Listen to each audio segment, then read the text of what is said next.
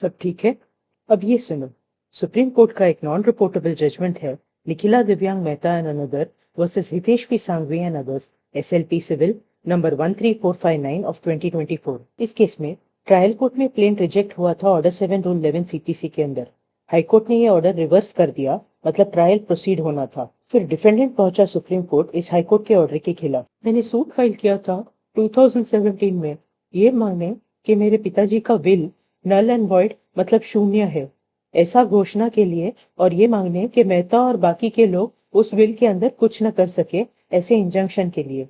मेरे हिसाब से कॉज ऑफ एक्शन पहले उठा जब वो रजिस्टर हुआ विल 4 फरवरी 2014 को, फिर दूसरी बार उठा जब कोडिसिल मतलब विल के एडिशन को रजिस्टर किया गया 20 सितंबर 2014 को, और तीसरा और आखिरी बार उत्पन्न हुआ जब पापा गुजर गए 21 अक्टूबर 2014 को। मैंने ऑर्डर 7 रूल 11 के अंदर एप्लीकेशन फाइल किया था कि प्लेंट को रिजेक्ट किया जाए, क्योंकि सांघवी ने प्लेंट में कहीं नहीं कहा कुछ भी लिमिटेशन के बारे में, तो लिमिटेशन के बाहर है सूट। मैंने रिप्लाई किया था कि सूट लिमिटेशन के अंदर ही है और हमको एविडेंस लीड करने देना चाहिए।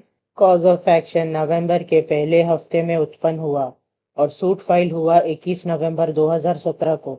सांघवी ने प्लेंट में कहा है कि प्लेंट में कि उसको नवंबर 2014 के पहले हफ्ते में ही विल और कोडिसिल के बारे में पता चला। आर्टिकल 58 लिमिटेशन एक्ट के हिसाब से सूट को 3 साल के अंदर फाइल करना है सू करने के अधिकार के उठने से, तो ये सूट लिमिटेशन के बाहर है। हमको लगता है कि पार्टीज को एविडेंस लीड करने का मौका मिलना चाहिए, तो प्लेंट को पार्ट रिजेक्ट नहीं कर सकते, क्योंकि घोषणा के अलावा भी और चीज मांगे गए हैं प्लेंट में, तो सूट रिस्टोर करते हैं। हमको लगता है कि पहले तो सांघवी ने डिक्लेरेशन यानी घोषणा मांगा है कि विल और कोडिसिल शून्य है। जब ये रिलीफ दिया जाएगा तब ही बाकी के रिलीफ जैसे इंजंक्शन भी दिए जा सकते हैं।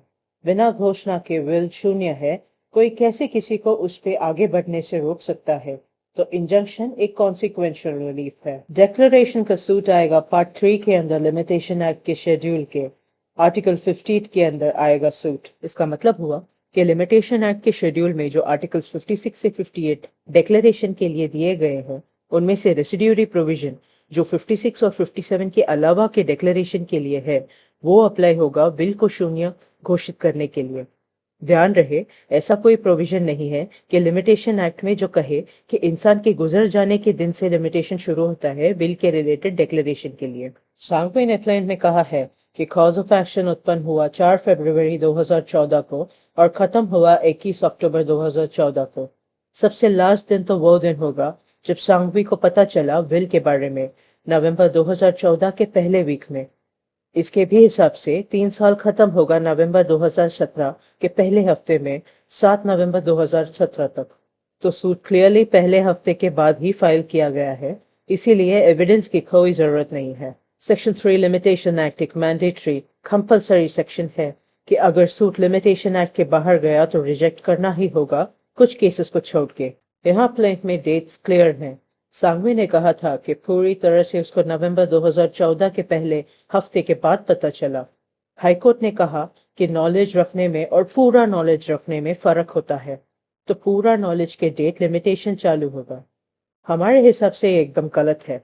सांघवी ने पूरे नॉलेज का कोई डेट बताया ही नहीं है। जहां तक प्लेंट के पार्ट रिजेक्शन का सवाल है, वो यहाँ अप्लाई ही नहीं होता, क्योंकि विल शून्य होने की घोषणा के बिना आगे का कोई रिलीफ नहीं दिया जा सकता, तो ये सूट लिमिटेशन के बाहर ही है। इससे हमें पता चलता है कि कॉज ऑफ एक्शन के डेट के साथ प्लेंट में लिखना पड़ेगा कि कब पता चला मैटर के बारे में, ताकि लिमिटेशन कैलकुलेट किया जाए वैसे केसेस में जहां प्लेंटिफ को बाद में पता चल सकता है कि कॉज ऑफ एक्शन के बारे में, और ये डेट साबित करने की क्षमता भी होनी चाहिए प्लेंटिफ के पास। पहले ध्यान में रखो कि विल रजिस्टर करना ऑप्शनल होता है सेक्शन 18E रजिस्ट्रेशन एक्ट 1908 के अंदर।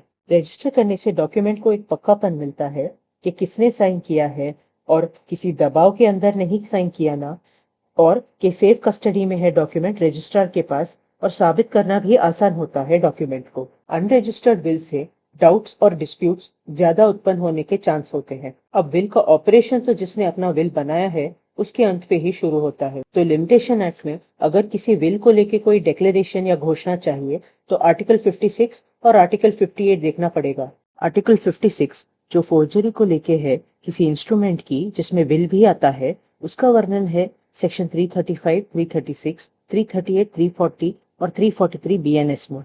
इस केस में विल का फोर्जरी का प्रश्न नहीं था।